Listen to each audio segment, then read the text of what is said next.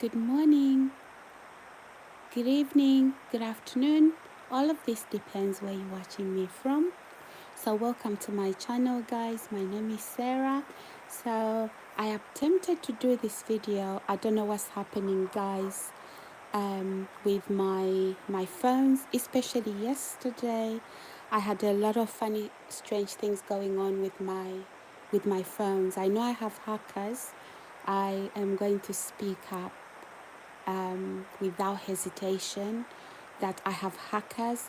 Yesterday it was so bad, guys. It was so bad that my whatever I tried to do online, it would either glitch or whatever. So anyhow, guys, I'm here today to talk about the verdict regarding a woman in France that was assaulted. Okay, so guys, welcome again to my channel. My name is Sarah. To all you my new subscribers, welcome to my channel. Thank you for your subscriptions, likes and shares. For all you my old subscribers, thank you for your continued support. To all of you my viewers that if you've been following me or watching me for a number of weeks now, please do consider subscribing and liking my videos, and if you can, please do share. So welcome, guys, to my channel. As you can see, the title of this video is a little bit tricky, isn't it? Yeah, guys. So I've decided this morning, I just checked on the news, and yeah, so basically there's this story I've been following, if you know about it, the Giselle story. Giselle, this is a French woman. She was basically gang sexually assaulted. The sexual assault was organized by her husband, who recruited men online. And I don't know, guys, what you think. Did he recruit men, or these are people he knew? These are people in his ring that he brought into his home to sexually abuse his own wife. According to Giselle, his wife, or his ex-wife now, he was a loving husband, guys, according to Giselle. Okay, so yeah, guys, this is the story that we are tackling this afternoon, this morning, this evening, depends where you're watching me from, guys. So guys, the verdict has been made. The courts have reached a decision, and the 70 plus men, they've been now jailed for over 400 and something years in total together. Okay, so yes, guys, this is what we are going to be discussing today on this channel. I tried earlier to start my video. Anyway, I don't know what happened, so I lost that, and this is my second attempt. Okay, so guys, welcome to my channel. Please do like, subscribe and share. If you haven't yet subscribed, please do consider subscribing. So guys, here we go. Let's talk about the verdict in France, okay, on this very sad case, really, where a woman was being sexually assaulted in our own home. Okay, and the sexual assault was organized by her own husband. Assaulted sexually. So guys, welcome to my channel, and do leave comments in the comment section below. So guys, I've been following this story for a couple of weeks now, a number of weeks, and the horrific sort of like a story behind this woman's sexual assault in our own home. So if you haven't heard the story, I'll try and narrate it a little bit, just in case you haven't heard it. So pardon me. So this is a French woman, okay, in France. She's been married for like 52 years, and to her husband, whom she believed was a loving man. Little did she know that, when she fixes dinner, her husband would find a way to put to drag her, okay, to lace her drinks and her food.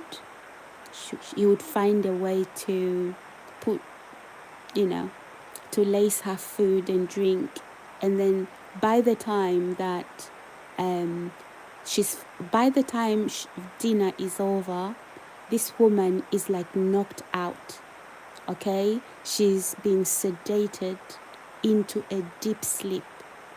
Okay, this is according to news. The news is being reported like that. So this is information that you can actually verify. You can actually Google. It's even on YouTube, but I don't want to use I don't want to use videos on YouTube. I don't want to be striked with copyright material. So that is why I'm just going to speak behind the camera. I would have loved to use those videos and just talk through them. This is a story I've been following, okay guys, for a number of weeks now. It is shocking, guys. It is shocking. If you watched me yesterday, I was talking about my own abuse, and there are some people who would want to say, listen to what she's saying. No, that can't be right. No, that's impossible. It can't happen.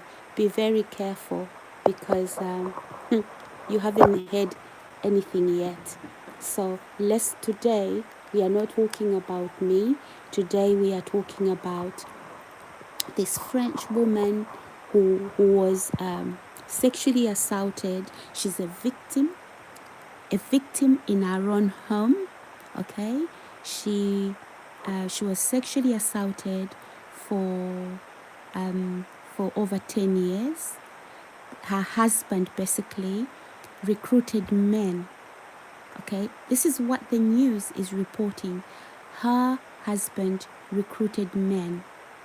These men came into her home, okay, and when she was sedated to sleep, so drugs were placed in her food and drink, and by the time dinner is over,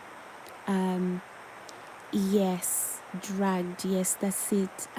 Kian Golding, yes, this is a story, okay, about a French woman who endured sexual assault without her knowledge, okay, for over a decade.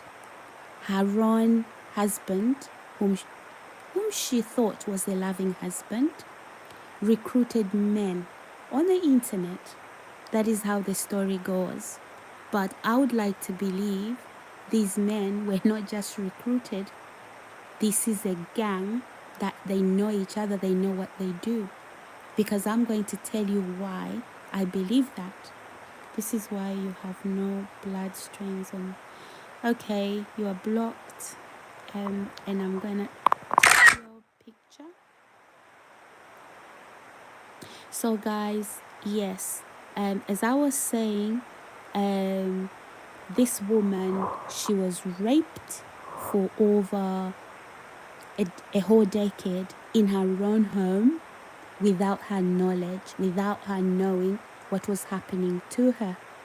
Okay, so the husband, the so-called loving husband, the man she was married to, whom she believed was a loving husband, was literally lacing her food and drink with harmful drugs.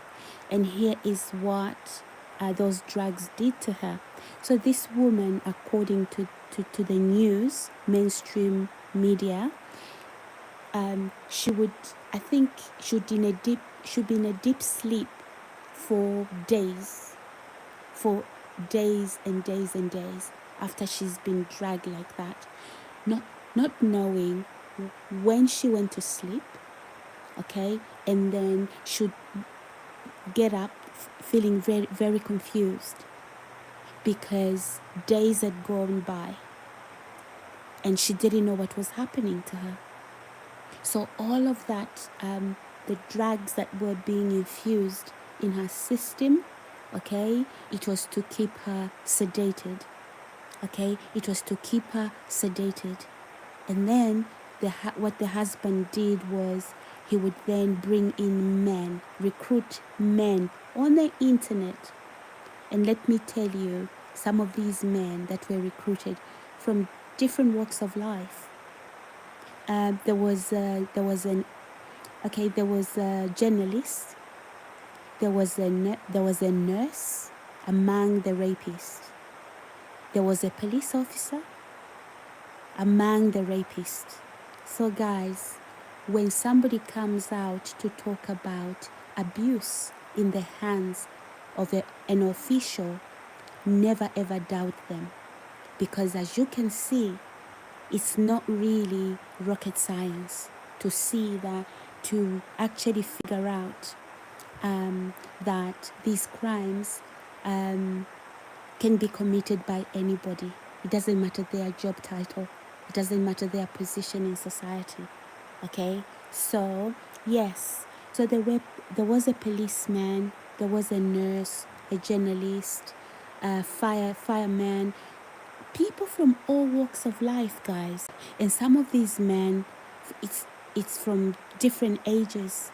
Some into their 20s, 30s, 40s, 50s. Some even married men with families, with wives and children. They participated in this gang rape. So let's just say, okay, before we even go that direction, let me continue, guys. So this woman now, her husband would find a way to lace her drink, to lace her food, and then she would fall into a coma, almost maybe into a deep sleep, and then he would bring men. Okay, her own husband would bring men into the house, and listen to the instructions he gave them. Number one, they would park the car on the not close to the house. So they would park the car further down the street. Okay, why? Because maybe neighbors would, if they saw the car and they chatted to Giselle, they'd say, "Oh, who's that car? We saw a car yesterday." You know, when you're friendly with your neighbors. So he ensured that he covered his tracks, but no, his tracks were not really covered. So that according to the news, that is what they've been reporting, guys, that basically these men would park the car down the street. Okay, so he would park the car down the street, and then they would walk to the house. Okay, they would walk to the house, and after they would walk to the house, and obviously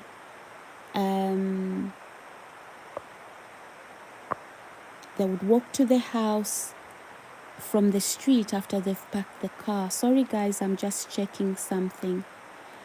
So they would walk to the house, and after they've walked to the house, they would get into the house. All right, this is what the news reported, guys. It's not something I'm making up. So you can actually verify. You can actually verify this information, and yeah, you can verify this information. You can Google the trial, because it's been going on for a few months now. So according to mainstream media, all these men, hundreds of men, okay, are making a beeline, going to rape a woman in her own home, unconscious. Who does that, guys? Who does that? So believe me, when I'm talking about my experiences, when I'm talking about what I've gone through, don't believe the narrative that, oh, she's lying, oh, she's this, she's that. That is how abusers do it. Okay? So the Giselle Pellicott story has really got my attention.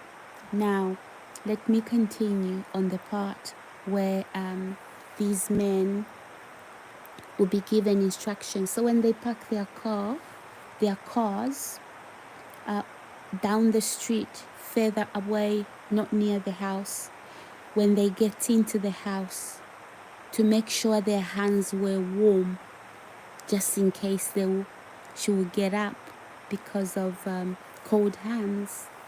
And then these men were instructed literally to take their clothes off from the kitchen. Okay? Yeah. And this man was actually filming this. And so this man would then sexually assault a woman in her own home. Okay? They would sexually assault a woman in her own home, guys. Okay? And how sad is that, guys? How sad, right? Yeah. So this went on for over a decade, and this man would allow other men to sexually assault his wife for over a decade. And guess what? He would even film it. That is how he got caught, right? He thought he was clever. He thought he was abusing his wife. He thought he was abusing his wife in secret and nobody would find out. He was wrong. Because now he has to face justice. Okay? Now he has to answer to his crimes. Okay, guys? So, yeah. Guys, this is a really, really huge story, and this woman has actually survived a very, very, very horrific, hideous crimes committed against her. So, yeah, these were the instructions that this pervert, this abuser, is supposed to be a husband, right? And she believed he was a loving husband. And you know what? Not every man is like that. So to all those men, married men, or, who are loving, this is not to say all men are the same. Okay? No, but obviously this is a sicko, a very sick man. Okay? So yes, how could he recruit hundreds and hundreds of men to come into his home to essay his wife and then film it? And even keep those files on his laptop. And he named the file as abuse something. Yes, he knew exactly what he was doing. Okay? And then the irony of it all, guess what? These men, there wasn't any financial benefits. So he wasn't making money out of what he was doing to his wife. And so the question was, so why were you putting your wife through that? Okay?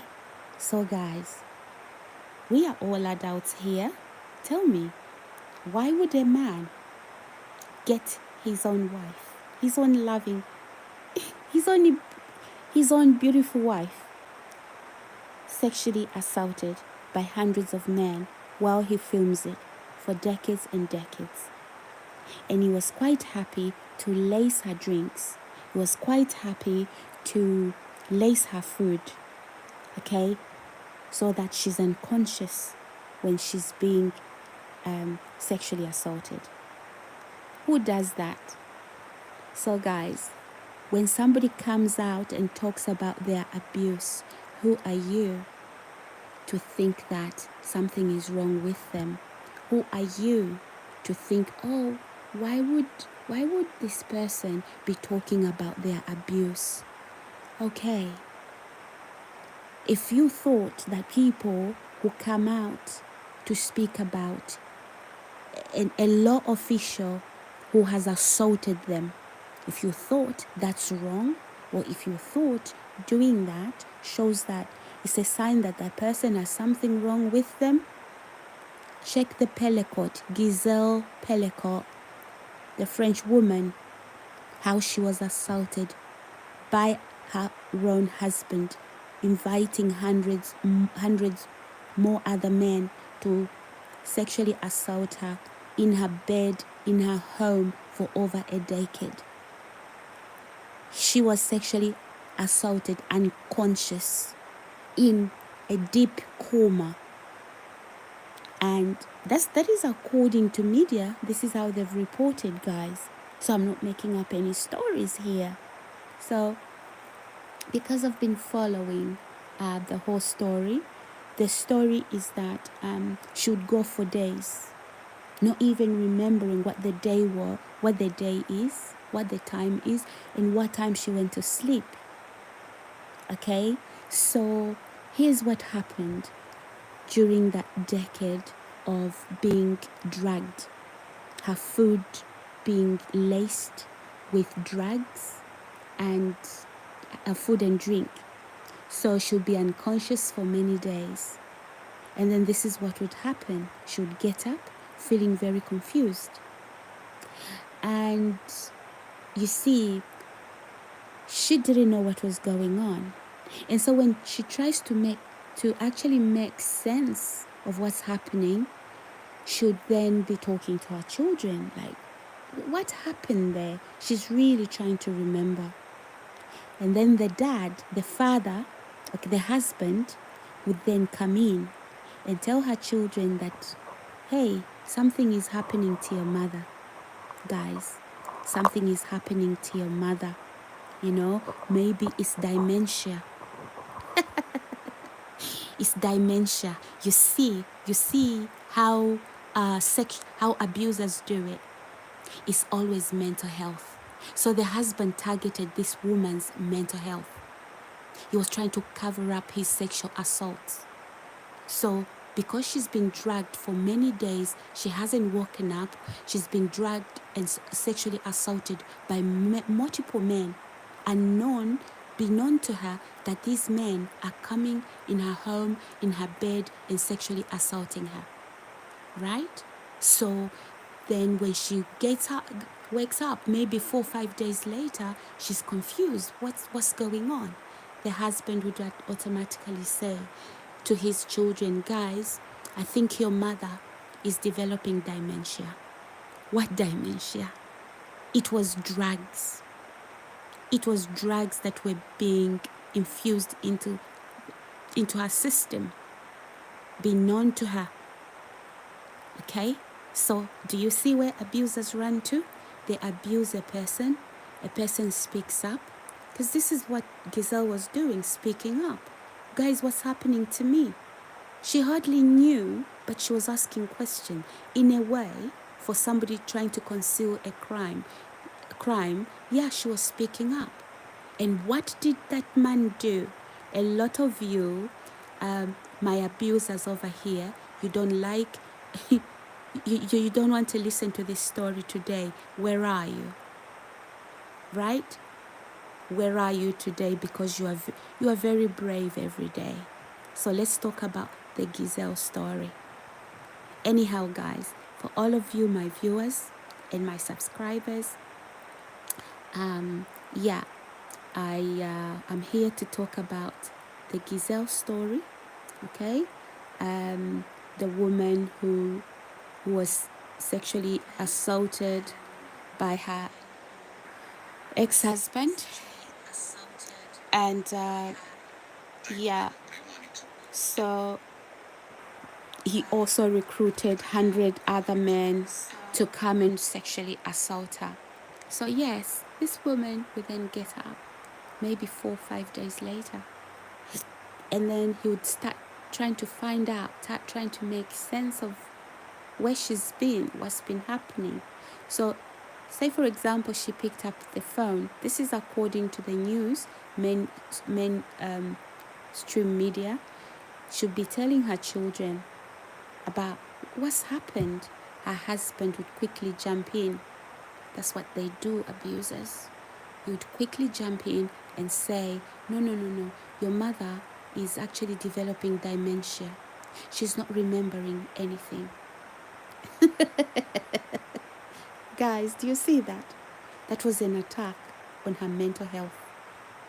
So he rapes her, he invites other men to rape her, and he drags her unconscious, and now to cover up his tracks, because the woman is speaking up.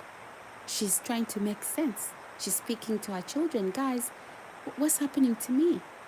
You know, and there's a certain reporter, news reporter, who said there's a time she even jokingly said to her husband, "Are you dragging me?"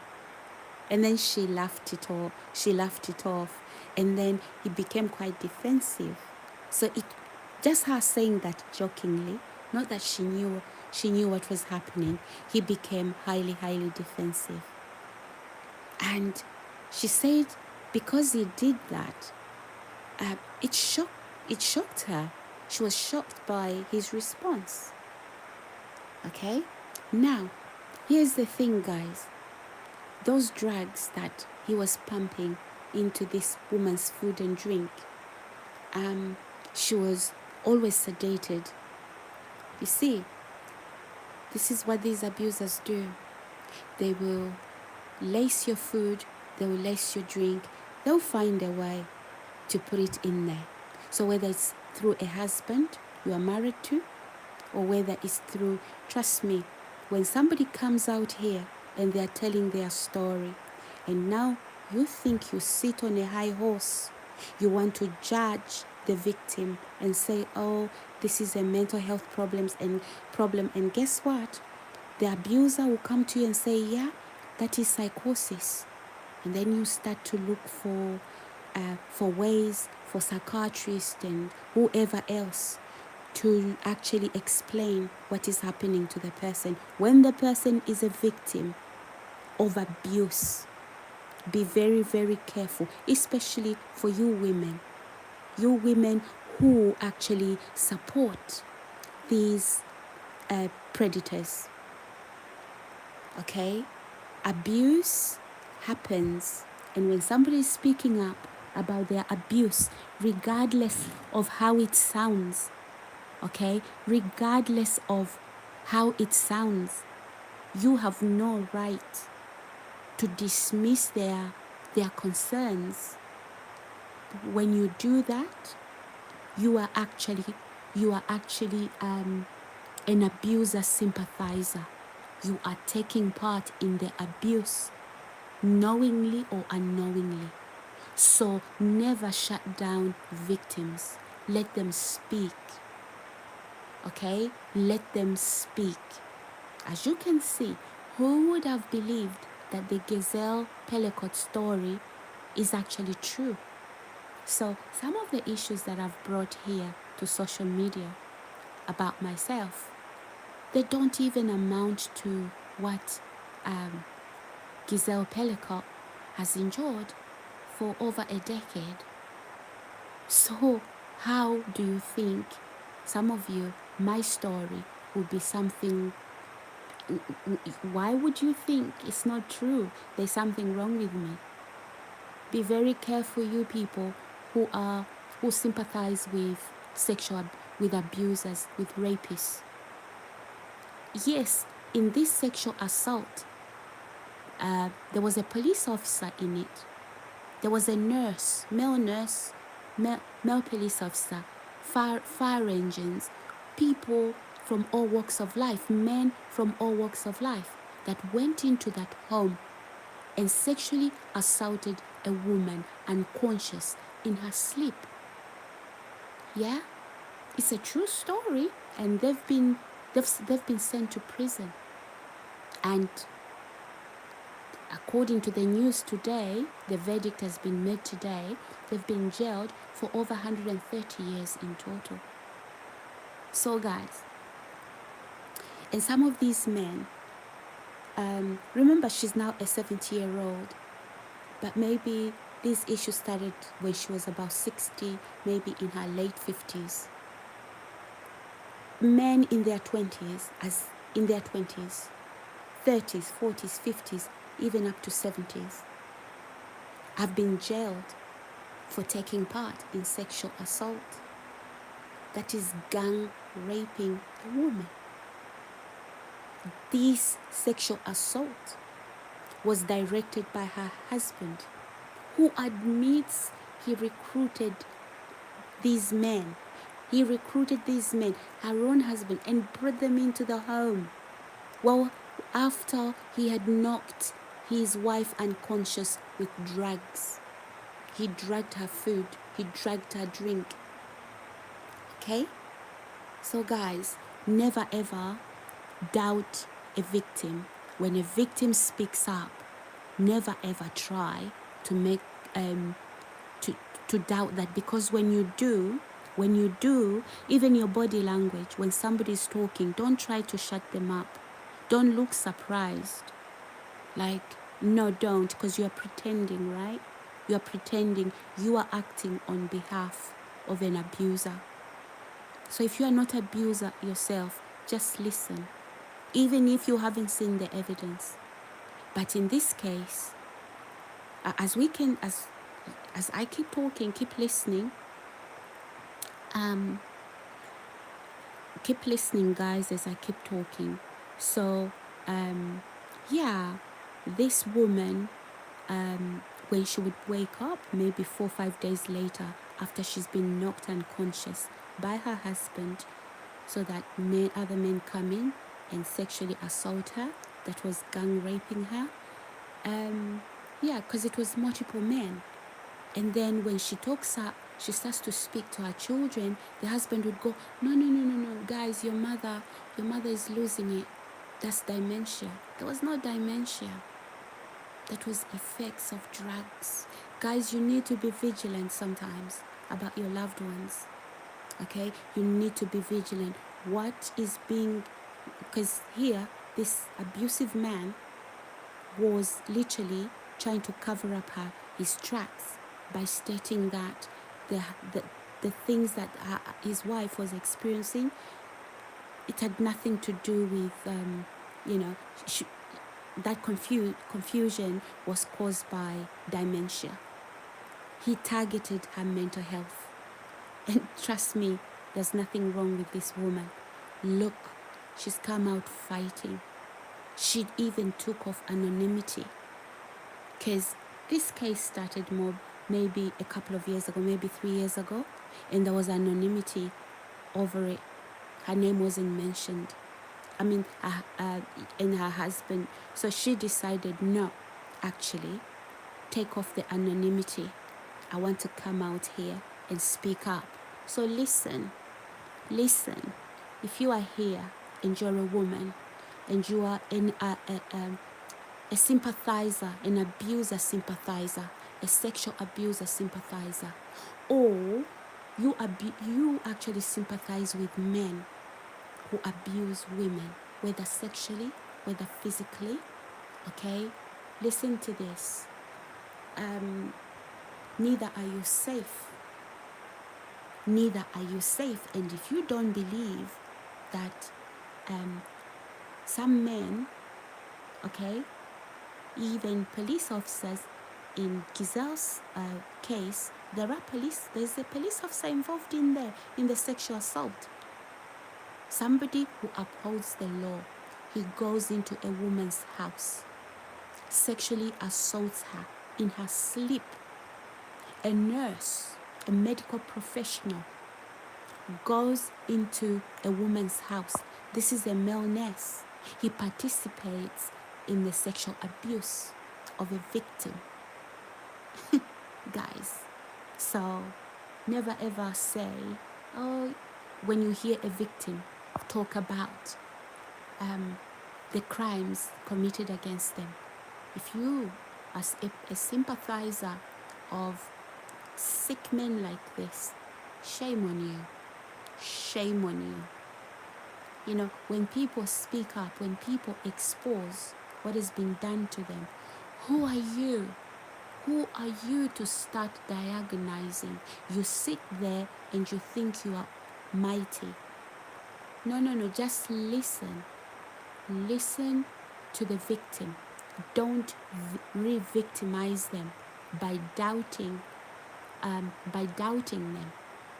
And if you can't be supportive, don't even come with body language that is intimidating.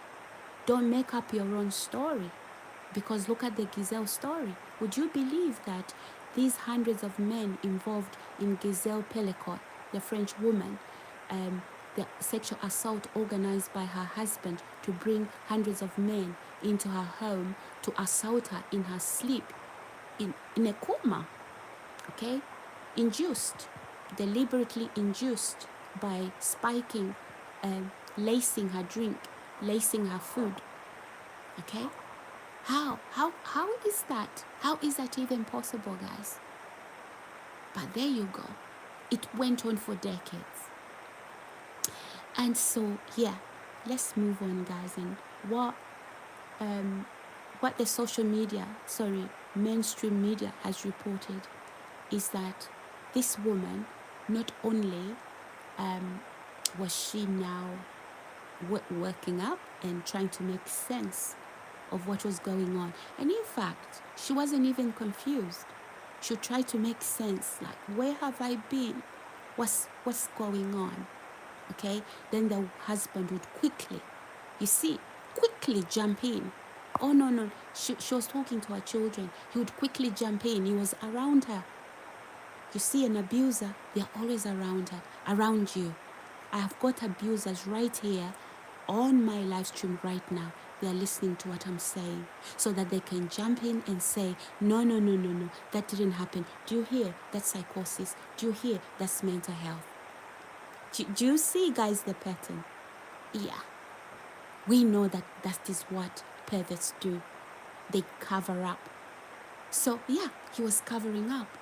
And so this couple's children, they believed their father. They had no reason to doubt him. They believed that, yeah, he lives with her. Probably he knows a little bit more than they do because they've all been married. They have their own families. Okay, so yeah, maybe because he's with her 24/7 or whichever way, yeah, maybe something is going on with their mother. And probably it was suggesting a psychiatric unit. Oh my God, guys, this couple, by the way, this woman, this victim, she says it was a loving husband, meaning that the marriage was happy. Okay, that 52 years, according to the wife, even up to now, she maintains that they were happy. Okay, but then, beknown to her, her own loving husband was getting her raped by hundreds of men that she recruited on the internet, online. How can that be possible? And among the people that were recruited was a police officer, was a nurse, was fire engines, was from all walks of life, journalists, all ages. They all took turns to rape a woman unconscious in her own bed, and her husband filming it. Some of them came back again and again to repeat the abuse. So here's the thing, guys. Here's the thing that strikes me a bit more okay? Because from the way that the social mainstream media is reporting this issue, this mainstream media is reporting that basically this woman now, because of what was going on around her, being dragged and all of that, her husband now was saying that was attacking her mental health and doing it in a so-called loving way. A loving husband telling his children, no children, I think your mother has dementia. And this woman was on her way to a mental hospital for an illness that she didn't have. And I'm sure in that hospital she would have recovered. But no, he wanted her home. He knew there was nothing wrong with her. He was putting drugs. Guys, I've been drugged before in my own accommodation. I've been drugged before, and then having a drink and food, my face swelling up, my feet and hands swelling up, and I can't breathe, and my stomach, I start to have a running stomach. I start to vomit. Yes, guys, only a few weeks ago, a few months ago, this happened to me. Okay? And I knew I was poisoned. Yes. So when people speak up, when victims speak up, who are you to think that you can dismiss their concerns unless you are a part of that abuser? Okay? So, yeah, it sounds crazy. Even if the story sounds crazy, don't dismiss it. Can you imagine, without the evidence that the French police found on Dominic Pellicot, on his phone and on his laptop, when they arrested him? And I'm going to tell you how Dominic Pellicot was arrested, if you don't know the whole story. Can you imagine if this woman spoke up and say, I think I'm being sexually assaulted? Can you imagine the sort of smear campaign her husband would have started? He would have been recording her all over the place. Oh, look at my wife's behavior. She says she's being raped. Trust me, I've been around abusers, and I know. And abusers are men in uniform, police uniform, a doctor sitting in a doctor's surgery. I've experienced that. Members of staff in the council, in housing, that are supposed to rescue a victim of violence, okay? They then get involved. They refuse to, for example, find you another house to move to. And when you try to secure housing in private sector, the abusers holding you, they contact every landlord not to rent you their property. And then the property where you reside, the gang puts you there because they want access to you. If you don't believe that story is true, listen to Gazelle Pellicot's story. Okay? Because some of you, and I know the abuser, they'll argue. They'll argue, and they'll talk about how ill you are. They'll even go to people you are maybe receiving support to say, can you listen to what she's or he's saying? Yeah, that's an illness. Yeah. Don't worry, guys. That is what Dominic Pellicot did. He quickly rushed when his wife spoke up. Guys, I don't even know what's happening to me. then the husband would jump in and tell his children, no guys, you know your mother, she's developing dementia. Again, that's mental health. So your mother is cuckoo? No, the mother wasn't cuckoo. The Giselle Pellico isn't cuckoo. She was being dragged for rape. So guys, these drugs affected her a lot, in that she'd be in a state of, in a coma almost, all right? So that she's abused each night by hundreds and hundreds of men, gang raped. How is that possible? A loving husband, a so-called loving husband, bringing these men in and then filming the assaults. It makes me feel, again, I feel angry, and I'm glad that Giselle Pellico has got justice.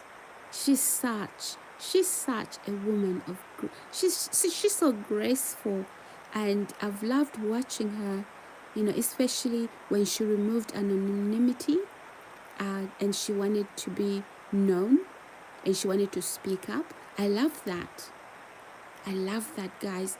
That's the confidence. And guess what? People came behind her. Now in some of these societies we live in, no, they won't come behind you. They'll go behind a rapist, an abuser, because they are a police officer. Because, up until it happens to you, or it happens to your loved one. Okay? But thank God for clean society like that. They wouldn't stand for it. Okay? They wouldn't stand for it. Some of you who support abusers, you should be hanging your heads in shame. You are here pretending. I know who you are. Really? So you hold that job, and you even drive a car, you go to work. And are you not ashamed? Even though you haven't been caught, are you not ashamed of the abuse that you participate in? The role you've been taught to play, to come around me. Anyway, today is not about me. Today is about Giselle Pellico. I wasn't going to talk about it, but fortunately that a trial has been the decision has been made today. These men have been sent to jail for over 430 years, 400 plus years. Okay? All the men that participated in the gang rape of a woman, gang raped unconscious, the husband being the perpetrator, the masterminder of her abuse, recruiting men in her home. Can you imagine? So guys, these are some of the things I would like you to note in the abuse, that the victim knew something was wrong, but the husband, when she spoke up, the perpetrator then went no, telling his children, because this woman was telling her children she wasn't understanding what was going on with her, and she was right. Then the perpetrator, the abuser, jumped in quickly, telling her children and all the people around them that know how his wife was losing her marbles to dementia. How wicked can anybody be? And that Giselle, she's with such class. She calls him, he's been a loving husband to me for 52 years. You know what? I don't know what I'll be saying. Probably I'll be very... all that loving husband would go through the window. Because he wasn't loving, was he? A man who loves you, he won't let other men touch you like that. Unconscious. Rape you. He won't do that. He won't do that. So, where's the loving there? No. So, guys. when Giselle Pellicot was speaking up to her children, trying to figure out what was happening, her husband would quickly jump in. No. This is dementia, guys. Your mother is losing her marbles. Maybe you tell people, I think my wife is losing her marbles to dementia, blah, blah, blah. Because now he had to cover up, right? That is what abusers do. And I'm just, the abuse I've gone through, when I've tried to speak up, my abusers would say, no. That is, and some of these people are members of staff in a university, not junior members of staff, senior members as a deputy somebody. Okay? Yes. So they're involved in the abuse. Now they want to say, when you speak up, that this and that has happened to me, they're saying, no, that's hallucinations. You even have the receipts. I have the evidence to prove that the council, I'll just quickly digress. The council in Bexley, when they shipped me to Yorkshire, in a house that is in disrepair, a house that's rotten, okay, there was £4,000 paid to a so-called landlord, and there was money, so that I was being sold, guys, for £4,000. I've got the receipt, guys. It was accidentally emailed to me. So the person, the woman that literally collaborated with a police officer who assaulted me, he works in Orpington at a small police station called, it's on Orpington High Street in St. Mary Cray, but the main police force is actually in Bromley. Him and a group of other police officers, and his so-called boss, who later came. He used to harass me on the roads when I drive my car. He would follow me everywhere I go. Not that I'm a criminal. Never ever committed crime in my life. I'm squeaky clean. Okay? So what he did was, he assaulted me. And then after he assaulted me, he tried to brand me as lacking capacity. He's the one who started that.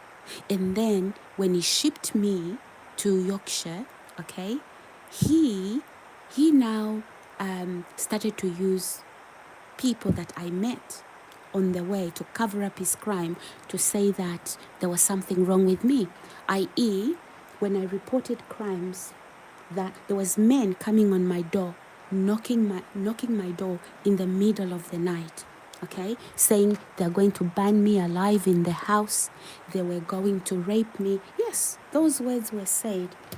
Then when I spoke up, this police officer was saying, no, she's hallucinating and blah, blah, blah, blah, blah. And so he wanted to bury my mental health alive. Yeah, that is what abusers do. You report them, you expose them, because remember, he's a police officer, and these issues are not supposed to be found out. So he comes out saying, no, that's mental health. Typical, right?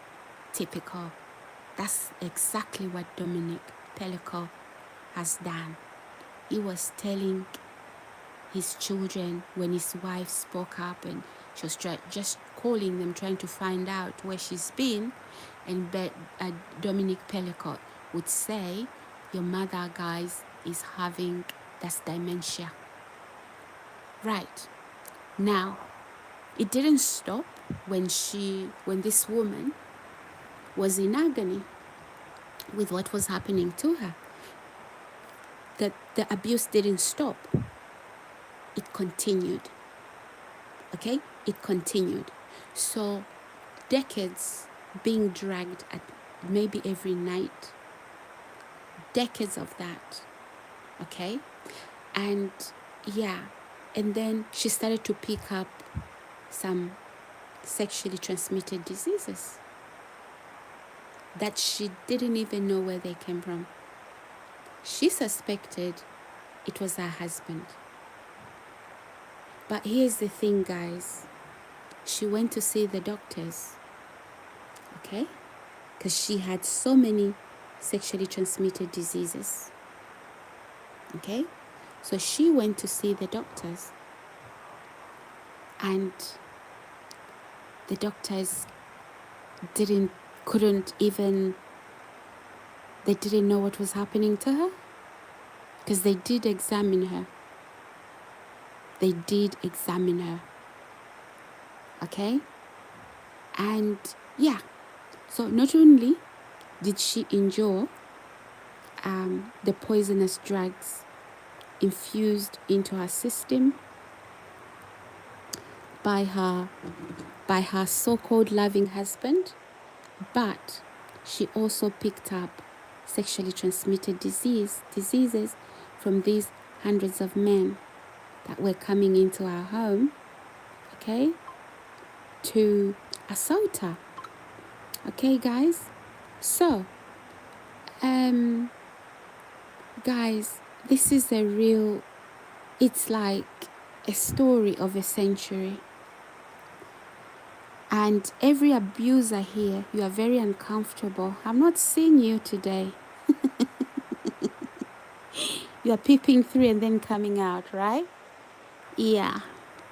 Trust me, when people speak up, when people expose the abuse, it doesn't mean they've lost their minds. That's what Dominic Pellicott was saying about his wife. Yeah. Apparently, she had dementia. I wonder how many people have been abused in a bad way and then maybe dragged like that. And then the case becomes a dementia issue. So guys, yeah. Women, be vigilant.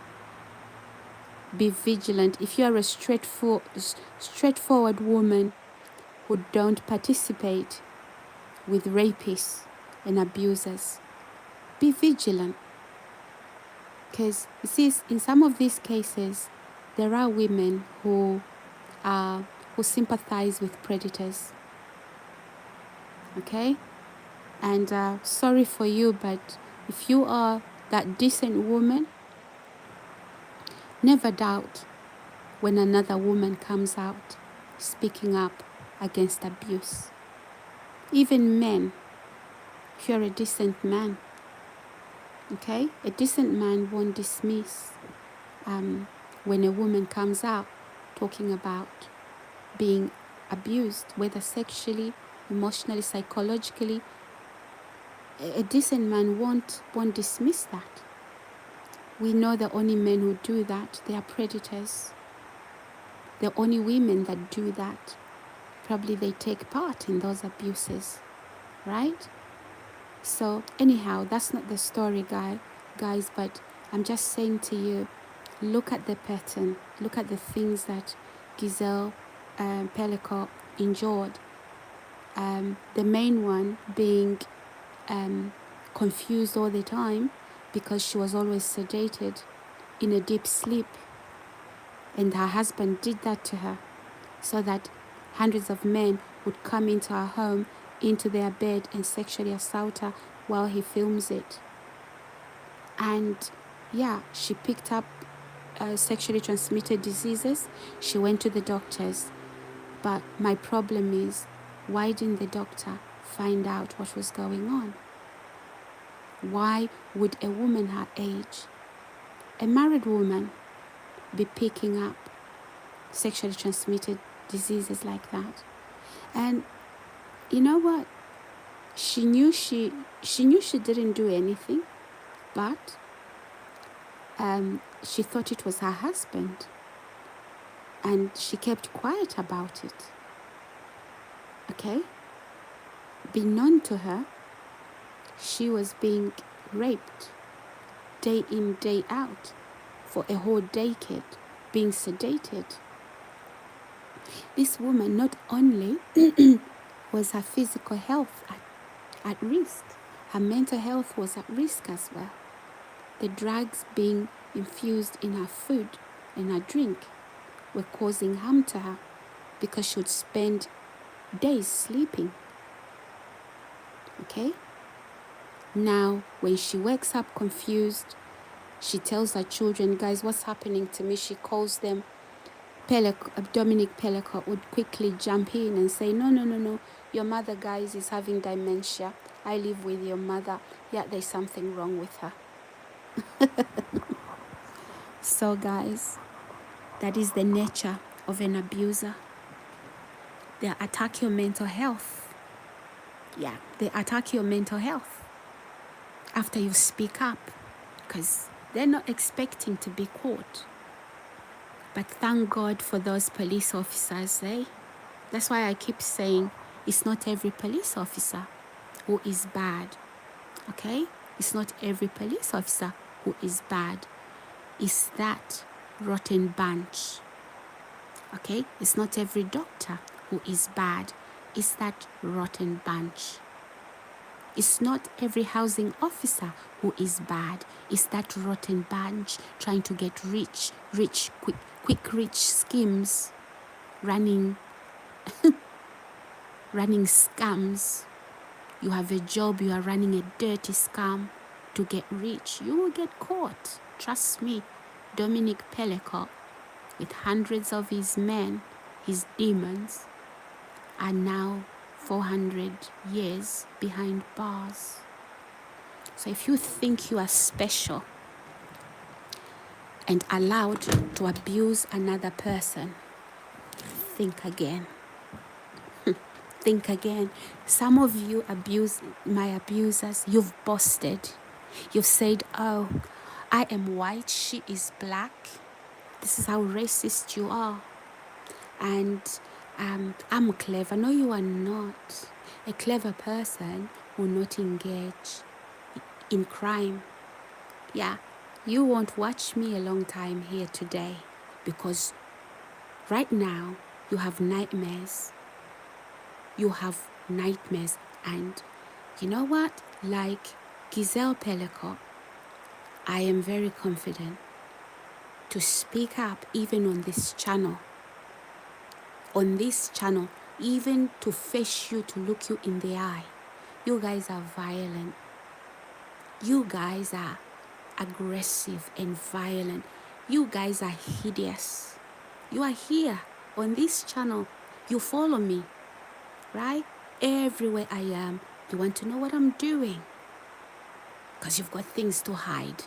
You've been making money over my abuse, blood money. May it choke you. Anything you use it for, may it break apart. May God bring judgment on that. Nothing will ever work for you. You touched me, you touched the wrong person. So don't even come onto this channel and writing rubbish there, because I know who you are. I know who you are. Hayden, are you the man? Are you... because you are supposed to be the acting landlord, or you actually made up that name, or the police officer who assaulted me recruited you, yeah, to find killers, and you were now his big minion to instruct other minions to cause me abuse. Oh, she's lying. Nothing like that would ever happen. Please, just open social media or just open the news. See your kind. See what, because if I wasn't really clever, okay, if I hadn't navigated you correctly, I would have been in Giselle's Pellico position. Because at my previous accommodation, where you put me, I'm not from Surrey. You brought me to Surrey to be abused. The homes you've made me live in, you have access to them. I'm not here to play with you.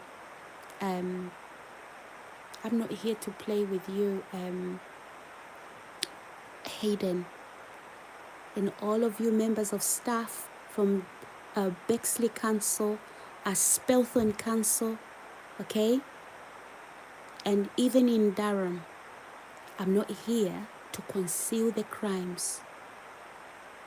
I'm not here to conceal the things you put me through. For example, a victim support who wrote a letter, and she clearly admitted. Her name is Megan. Megan, what's her name? Lockheads. She wrote a letter with a police officer sending me to London, saying Sarah, Sarah has been a target, and we, the police and victim support, believe that my landlord is involved, and that is why I should go back to Bexley to be rehoused and then go back and pick up my household furniture and all my belongings. What did you do, Megan Lockhead? Later, you collaborated with my abusers. When the university I went to, when I told them the story, they called you and they reported to me. They said Megan Lockhead was actually saying that all the things you were saying, they were crazy. So if all the things I was crazy, Megan Lockhead, why would you write a letter?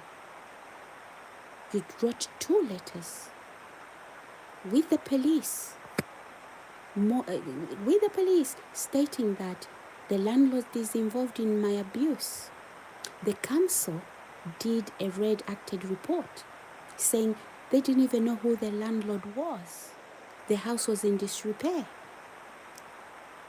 Guys, you should hang your heads in shame.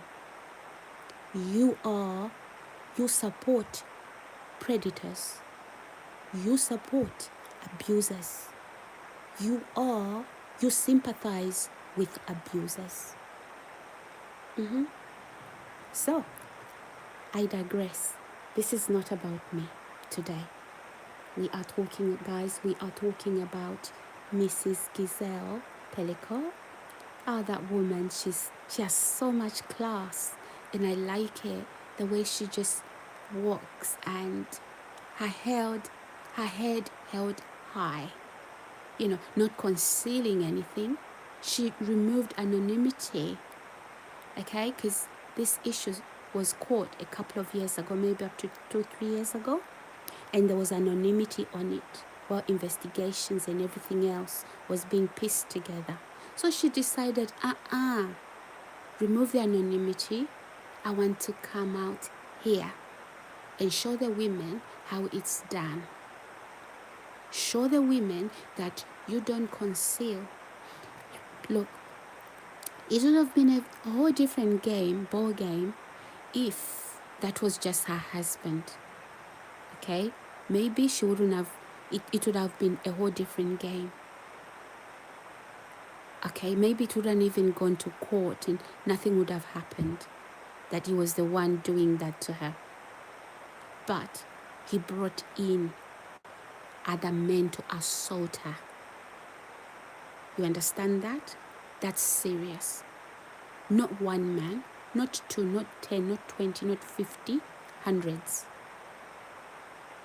Not one day, not a week, not a month, not even 2 years, 5 years, no, but a whole decade plus. Now, guys, let me tell you something. Some of these men were neighbors. Oh my God. Yes, guys, I'm not hallucinating, as some people would like to say. You can Google, go on YouTube, you will find these videos. Some of these men who went into Mrs. Pellicot's house to sexually assault her, okay, are actually neighbors. Guess what, guys? Mrs. Pellicot, Giselle Pellicot, would leave her house to go to the off license to buy bread and milk, okay, for breakfast. And guess what? The man next door would also just meet her there. He would quickly drive, and then he's looking at her, and then she'd say hello, because he never spoke to her, but obviously, he was always there, random, like he appears at the off license. And she'd go, hello, just to be respectful, be known to her that he was her neighbor, and he was sexually assaulting her. So when she leaves house, how did he know she's leaving house? So guys, this was not I don't believe this was recruiting men online. These men, they know what group they belong to, and they know exactly what they were doing. Okay? Now, how did Giselle Pellicott know this was her neighbor? Because the man appeared in front of her in court. So she said, oh, this is my neighbor. The one I saw each time I went to the off license to buy bread and milk for breakfast. So, oh, now it started to make sense. So they were stalking her as well. Gang stalking her. Right? And then at night, they are coming in to rape her. Yeah, guys. So, yeah. Hi, you know what? I am well. I'm just basically addressing, there's nothing wrong with me addressing these issues. It doesn't mean that I am unwell. I am very well, thank you. Because remember, be careful how you phrase this statement. Somebody would like to say, oh, because I'm talking about these things, something could be wrong. No, there's nothing wrong. I've been following this story, the Giselle story, so I know about, because the verdict has been made.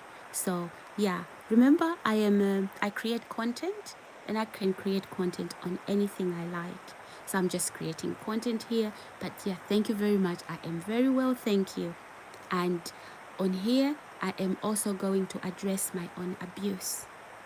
Okay, and there are actually striking similarities about the findings of the courts, where the abuser, the perpetrator, would then deem his victim as mentally unstable, trying to diagnose her as having dementia, and she had no dementia. So yeah, guys, this is what I'm doing. I'm creating content, but okay, sometimes when I create content, I'll bring out things about my own abuse, okay, and I won't conceal it. And so I don't want to be made to feel like I'm doing the wrong thing by speaking up. So all I need is you guys to support my channel and listen to my story, because if I never speak about it, nobody will know. Okay, because at some point I have to speak about it, and it shows that I'm strong enough and I'm well to actually address the issues. But as I said, I digress. Today it's not about me. Today there's a trial. A verdict has been reached. The men involved in Giselle's what do you call it? In Giselle's abuse, okay, they've been jailed for 430 plus years, guys. So yeah, yes, indeed. It's sad. It's sad so many men behave such predatory behavior. Indeed, right?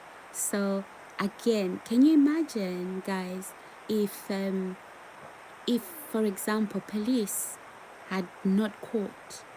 Because remember how Dominique Pellicott was caught, right? He went into a supermarket and he was filming women down their skirts. So he was putting his mobile phone, okay, his camera, down women's skirts. Thank God for that security. You see that? So the security saw him on camera. Then obviously he called the police, okay? And then the police came for him. See, this is why I'm saying, just because, even though in this rape case, there was a police officer involved, he went into the house and raped her. He's also been jailed, okay? We can't say all police officers are like that, okay? It's just that rotten bunch. So yes, guys, this is what I'm trying to say, that it's good to have police, because imagine how police uncovered this whole horrendous story. Okay, guys. So how did Dominic Pellicott get caught? He got caught because he was himself again, going after women, okay, filming down their skirts. He put camera down their skirts in the supermarket, and then security in the supermarket saw him. They called the police. Dominic Pellicott was actually arrested. So guys, welcome to my channel, wherever you're watching me from, across the world. Maybe you're not familiar with this story I'm talking about. I'm talking about a French woman, Mrs.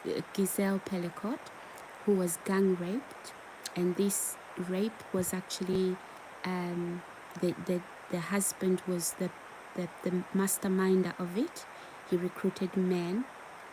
That is the story. He recruited men online, and some of those men were his neighbors. Okay? How is it possible that he recruited these men online, even his neighbor? So his neighbor was also online, doing those things. Something is wrong with this story. Yeah, they are saying he recruited them online, but this is a group that knows exactly what they were doing, because even the files where he stored those images, the sexual assault images that Dominic Pellicott was recording when these men he brought into his home to assault his wife. He was literally filming that, and then he made a file, and he named it abuse something. Okay, it's on the internet. You can actually find it there. So if you haven't heard the story, maybe you're watching me from Africa, or you're watching me somewhere in America or somewhere in Europe, and you're not familiar with this story. I know that sometimes some people really don't really read the news, and sometimes life gets busy and you miss out on these things that are happening. So yeah, that is how Dominic Pellicott was caught. He was caught, but when people don't have God in their lives, this is what happens. No morals. Yeah, but then even though they don't have God in their lives, even people who are unchristian, okay, people who are atheists, what happens is there's a standard where you say, this is, I won't do this. Just for example, your acting ethically, okay, even though you don't have God's word in your heart, you are not a Christian, and you don't live by the principles of God's word, but there's just acceptable norms in society, okay? And the gang raping of a woman is even is even below the belt, even for people that don't have God in their lives. There's so many people around us, they are not Christians, but hey, they won't go and rape a woman, let alone do it in a gang. They won't go and do that. So these are just societal norms. These are lines that should never be crossed. So with or without God, no human should act in this manner. But I agree with you that without God, people are capable of so much. But that's not, with or without God, there are norms in society. There are lines, red lines, clear red lines that cannot be crossed. So this is a thing of even the secular world. They can't even put their heads around it.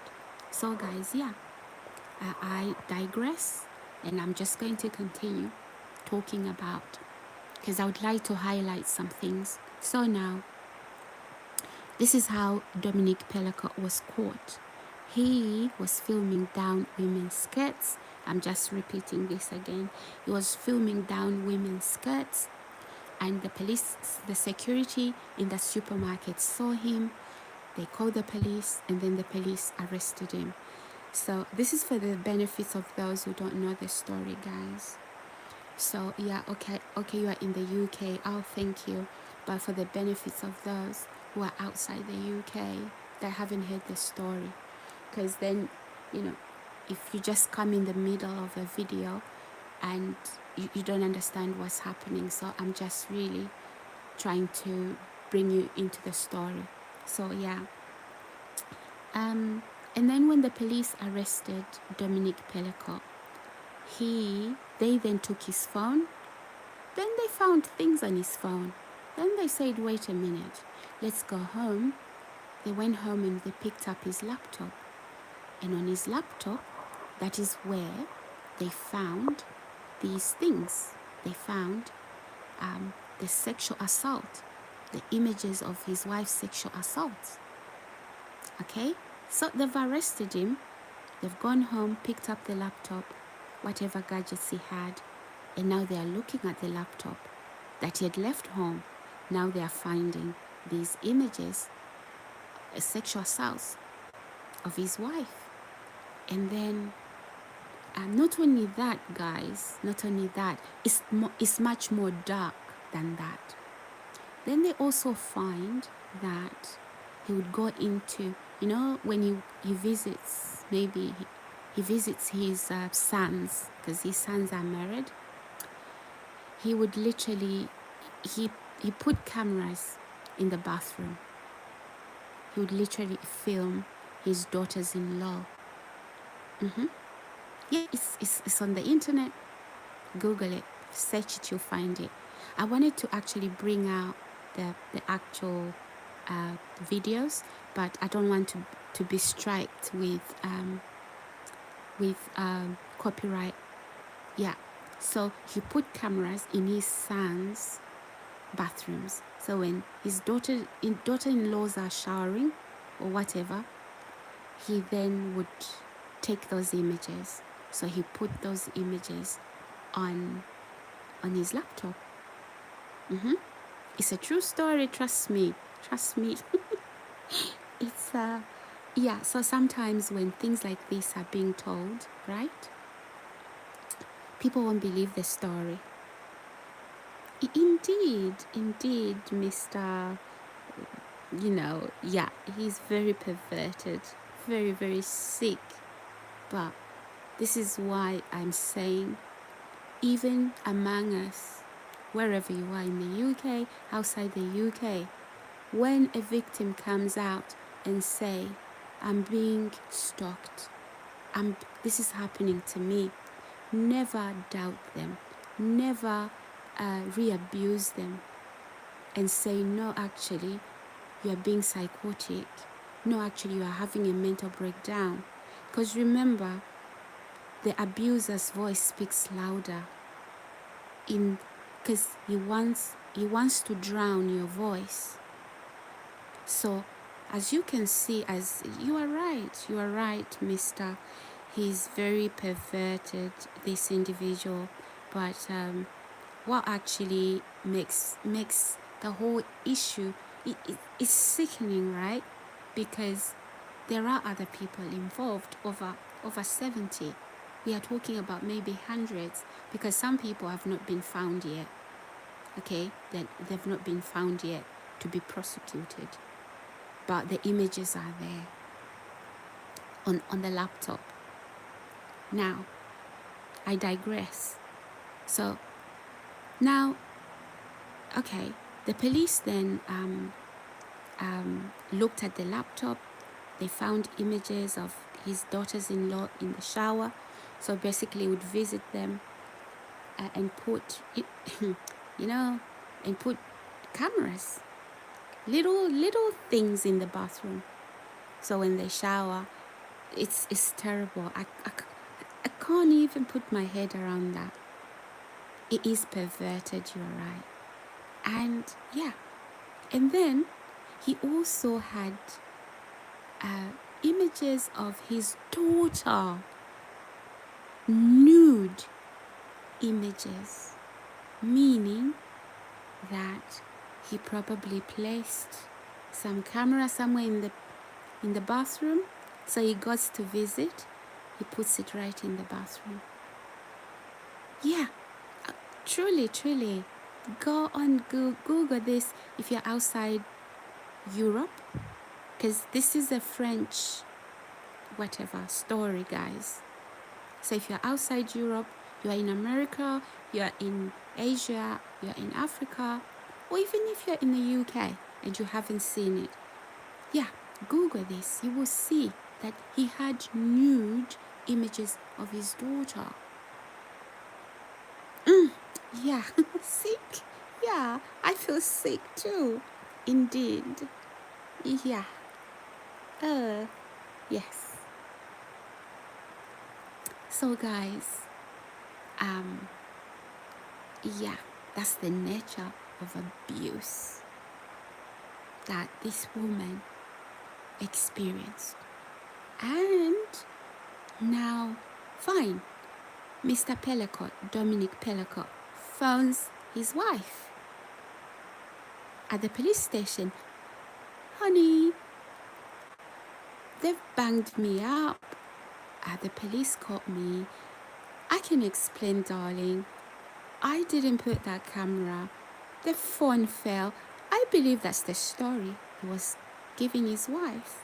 I'll explain to you when I see you. And you know, she's hyped up. She's hungry. Oh, maybe. Maybe that is what she was doing. How could they do that to my husband? Hey. Whatever. You know? And because he's now lying to her. He doesn't know the police have his laptop. Clearly, he wasn't set up to commit a crime. He was the only one in the house. He was the only one in the house filming these perpetrators and filming himself as well. Now, guys, so he doesn't know the police have his laptop because he's at the police station. So he's given time to phone his wife, and she's like, okay, I'm coming. And so she goes to the police station, and the police are like, so they've seen the images, and they're looking at her, and she's saying, oh, I'm Dominic Pellicott's wife. Yeah. So they're looking at the images, and, oh, you are his wife. Right. So they give her a room to sit. I'm not telling you a story, guys. I'm not doing story time, okay? I am giving you facts. These are verifiable facts. Everything I'm saying is factual, can be double-checked and verified. It's on social media. You can find it on YouTube. You can find it wherever you find your news, guys. But if you want as many videos, I blame pornography. I think a lot of people get caught and their brains get messed up. You know, you are right. But then, you see, with pornography, the people who create that, they're doing it for money, okay? And then the people who access it, I think they access it because, I don't know, for whatever reason, but this is the actual abuse of a woman, non-consensual. It is non-consensual. So had she consented to this and said, okay, you know, and this would be a different story. But this is non-consensual. It's actually crime. Okay, so, I mean, yeah, you know, the pornography industry, that is all wrong. You know, it does destroy people's lives. It causes addictions. It it messes people up, and yeah, and they later need help with that, with those addictions, so they can function normally. But this is the actual abuse. It's non-consensual. Now, yeah. So anyhow, I digress, guys. So if you are here, you've just joined me. My name is Sarah, and welcome to my channel. Please subscribe, like, and share. And so today we are addressing the sexual assault of Giselle Pellicot, the French lady.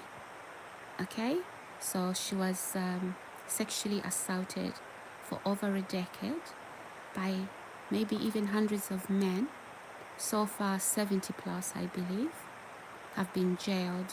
Today, the verdict has been reached in total of 400 plus years. Okay, these men are going behind bars. However, there are other men in those images that haven't been caught yet. They are yet to be caught and prosecuted. So, I digress.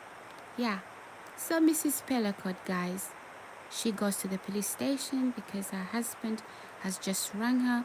Darling, I've been arrested, blah, blah, blah. I will explain.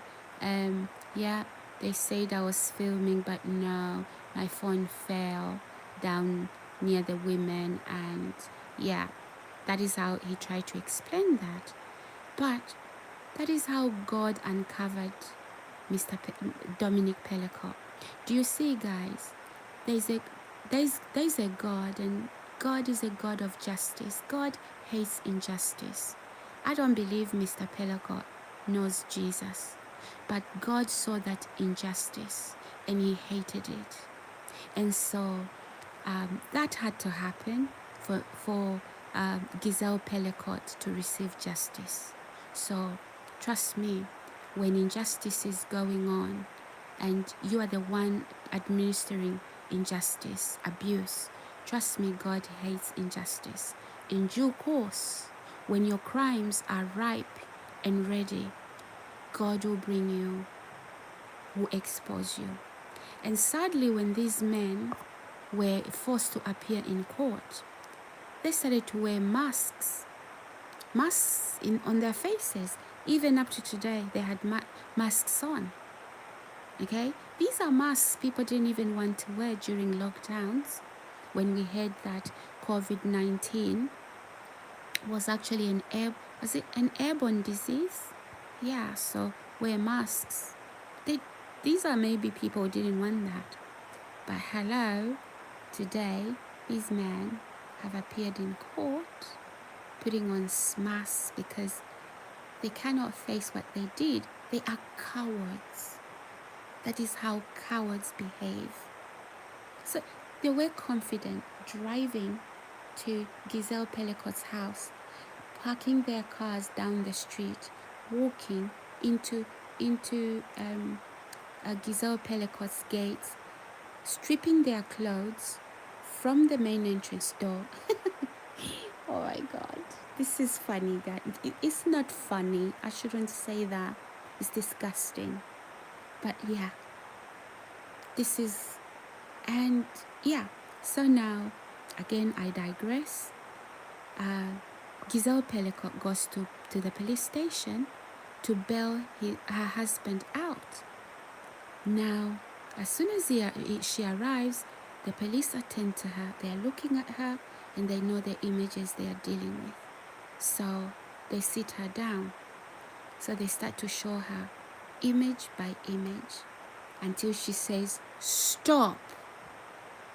I think at that point, she's traumatized.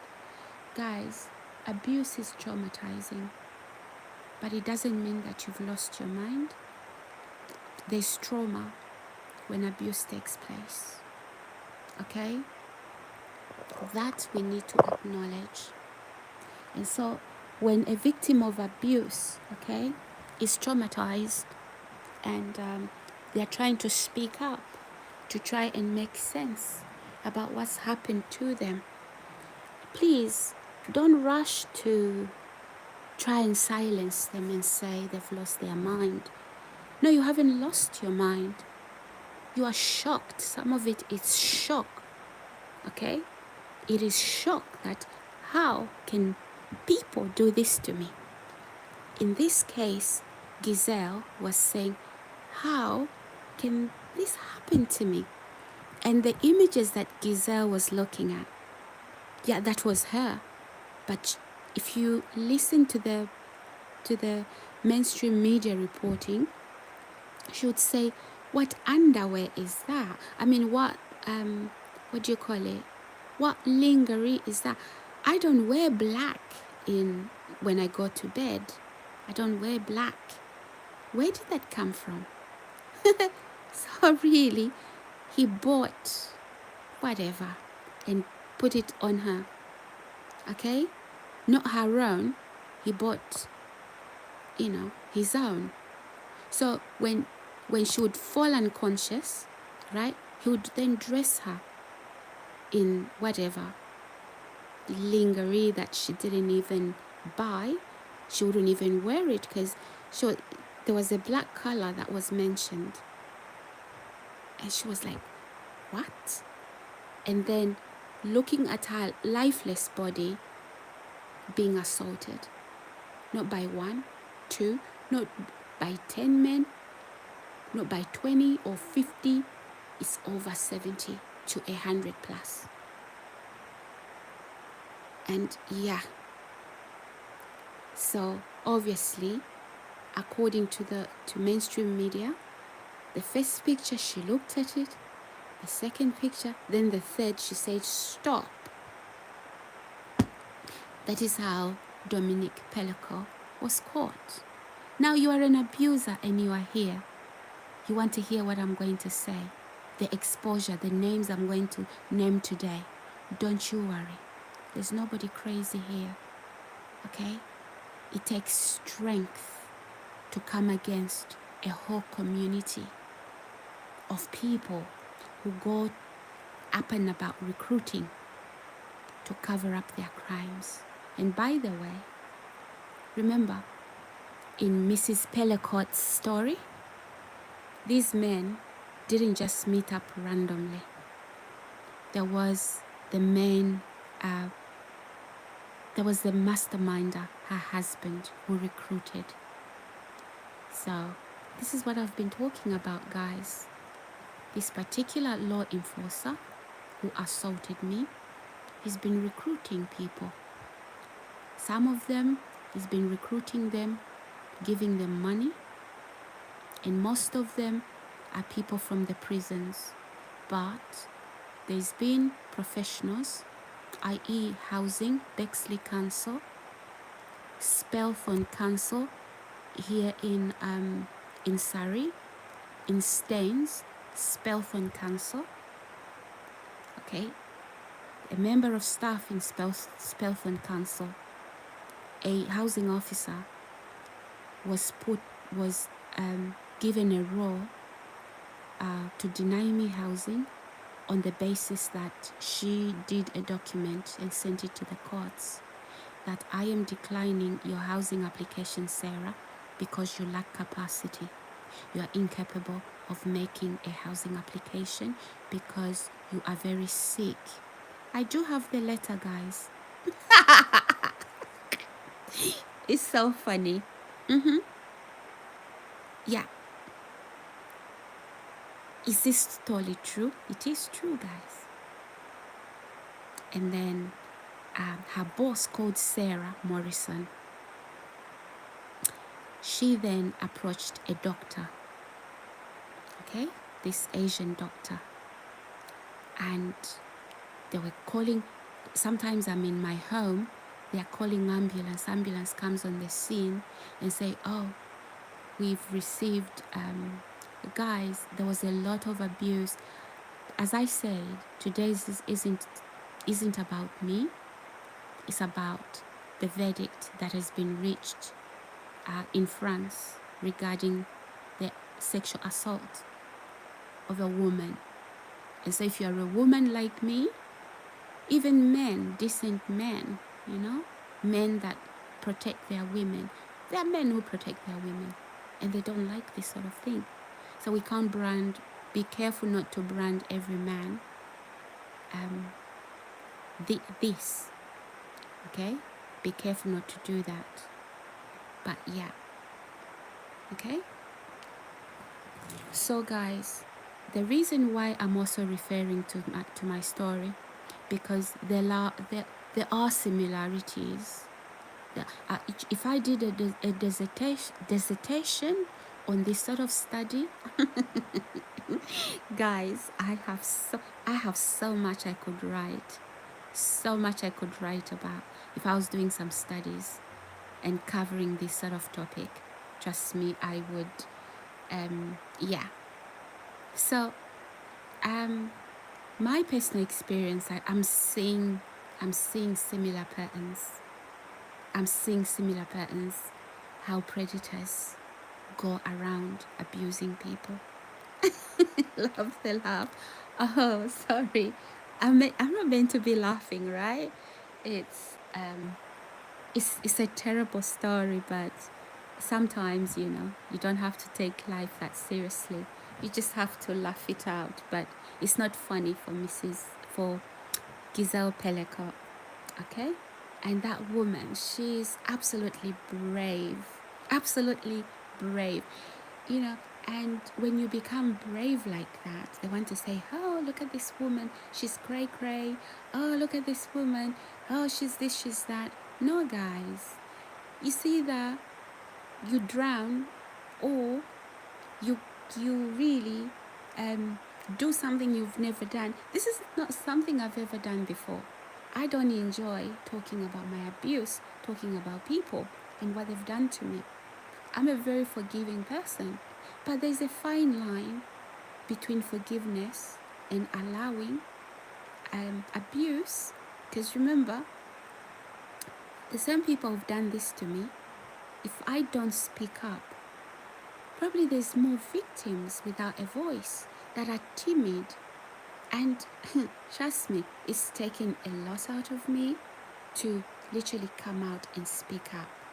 Again, guys, I feel bad for trying to make this my own story. So I digress. Let's continue, guys. So yeah, Miss Giselle Pellicott, she's now at the police station, and the police are showing her these images. And there are other women in those files with nude images. You know, they didn't consent to having those done. Okay, maybe if it was nudes of his wife, probably there's nothing wrong with that. But but there's other men involved. But also there are nudes of his daughter, and also nudes of his daughter's in-law. Huh? Guys, so he literally, maybe they would go out and see their grandchildren, and he puts some little dirty camera, you know, in the bathroom. And when these ladies are going to bath or shower, there he is collecting those images. How horrendous is that?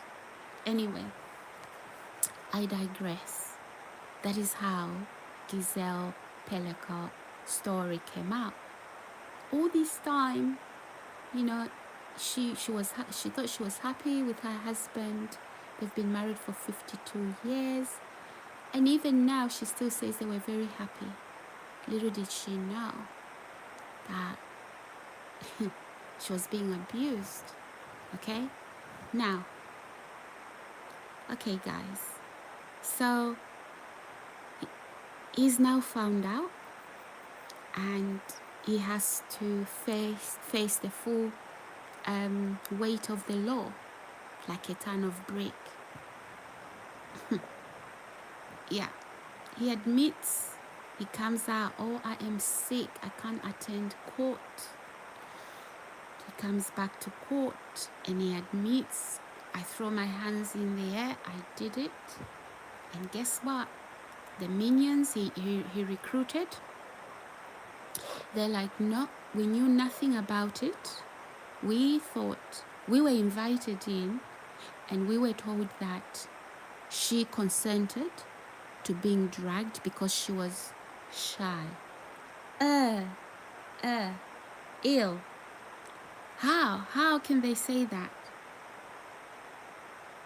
Must be the...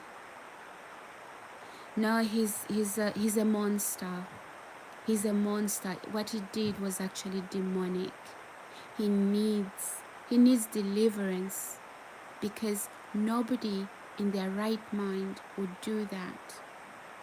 That's serious. That is serious. And my prayer is that Giselle Pelicot, she's all right. She's been brave, guys. You see, sometimes just because people have abused you, it doesn't mean that you have to succumb to having a breakdown. You don't have to. You don't have to.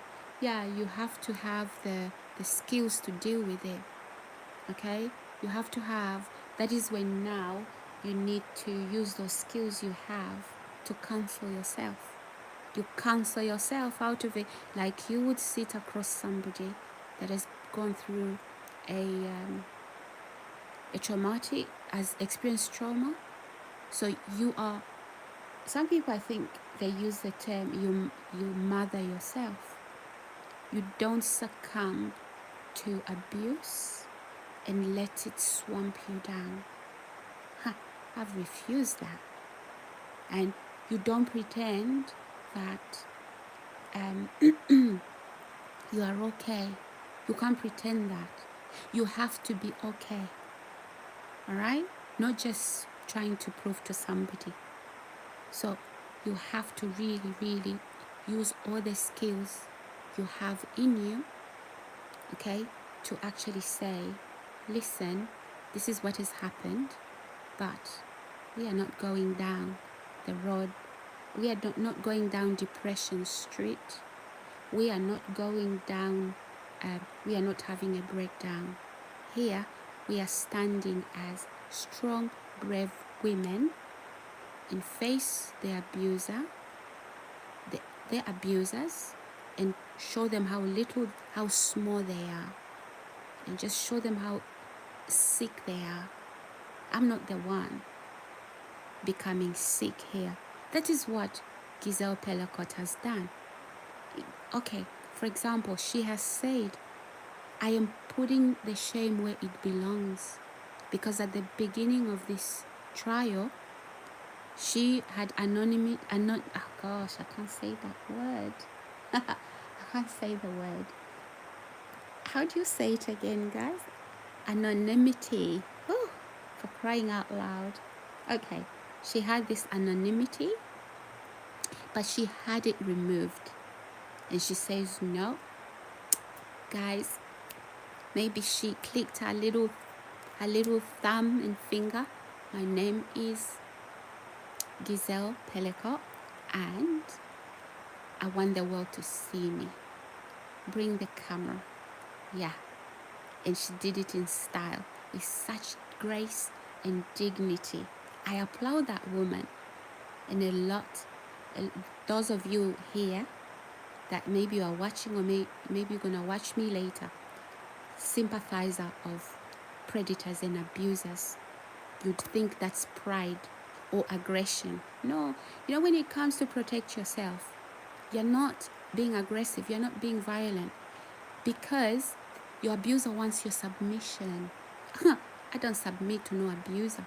So you submit to an abuser, a bunch of them abusing you and lying on you, so when you speak up to say, no, this is not how it is, I am not ill, no, this is not, then they say, oh, you see, she's very aggressive, she's very violent. No.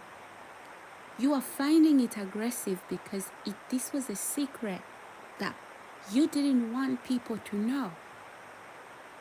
Okay? So guys, we must be very, very vigilant around us.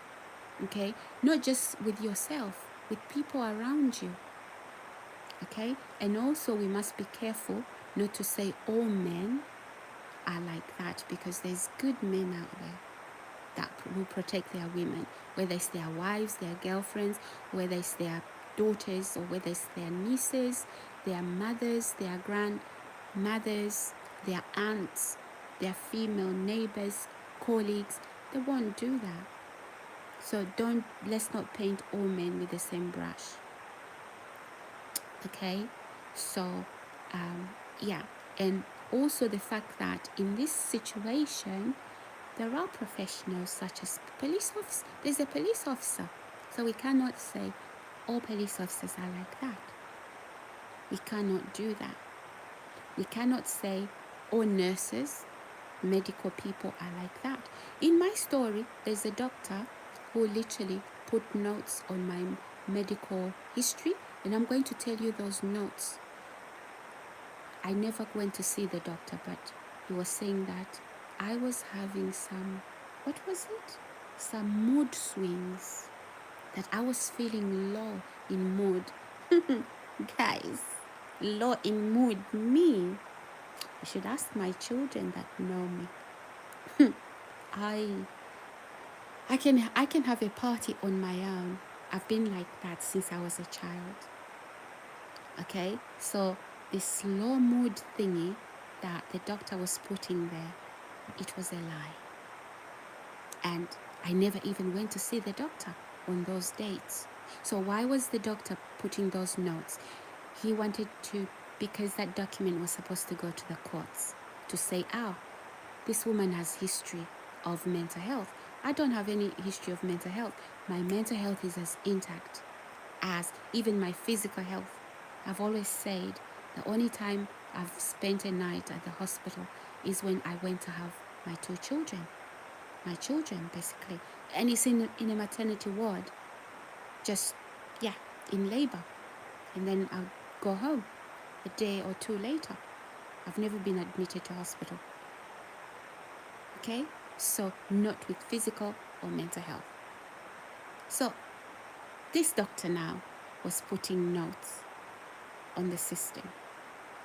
And as I was saying, this member of staff at the council in Spelthorne, the person who was supposed to be my housing officer, her boss, Sarah Morrison, her name is actually Siobhan Malala, something like that.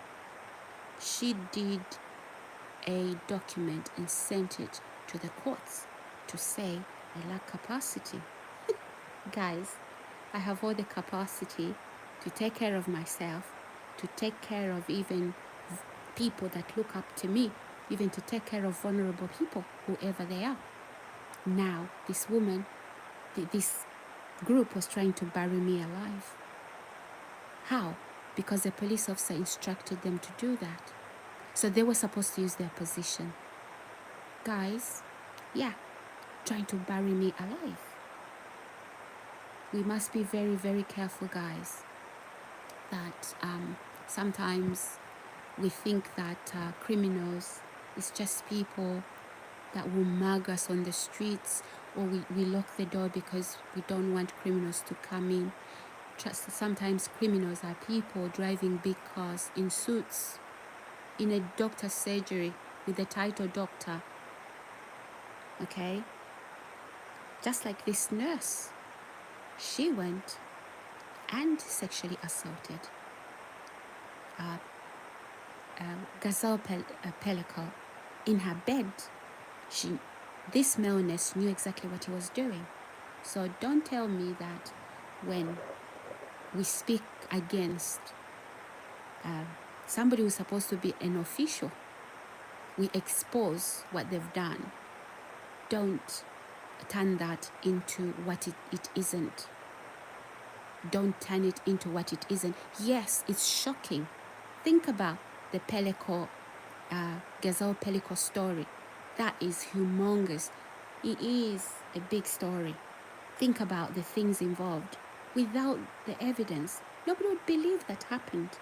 But it did happen. So, my story It's not even as big as Gazelle Pelico, but yeah, there was also I was also being forced to do things against my will, which I fought. Okay, I fought, and yeah, I'm here now to tell the story. So, guys, again, I digress. Let's finish this story, okay? Because this recording is getting too long. I don't want to bring in my story anymore. Sometimes the people you are fighting are not your enemy. The enemy can be the friendly people around you. Well, yeah, I mean, it's very dangerous to just pick up people and say this person and that person, okay? It's very dangerous to do that. So you don't assume, and because when you start to think like that, all right, you are now that person who is thinking along the lines, the whole world hates me. No, the world doesn't hate you. Okay, so you have to take a balanced approach and know who is who. Okay, you have to take a balanced approach and know who is who. And in this case, as I have said, when Giselle Pellico would come out and say, hey guys, what is happening to me? And now she's on the phone with her children, okay? Her husband would then quickly dive in and say, no, actually, your mother, I think, is having dementia, okay? That is what, and the children believed that, and yet he was the abuser. He was the abuser, guys. Okay, but then her children, yeah, I am off. Look after yourself. It's great hearing your voice. Keep laughing. Oh, thank you so much. Thank you so much. Yeah, I'm also just about to conclude this in a minute. But her children were genuinely concerned, right? And you are right. You don't brush everybody with the same brush because you've experienced abuse.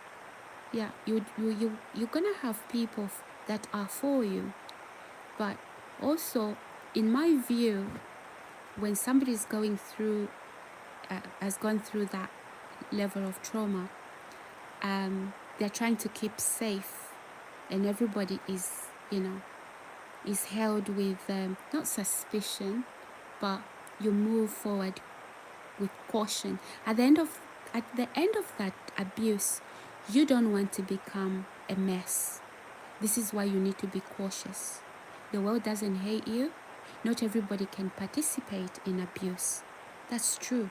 But remember that a neighbor was sexually abusing Giselle Pellicot, stalking her to the shops.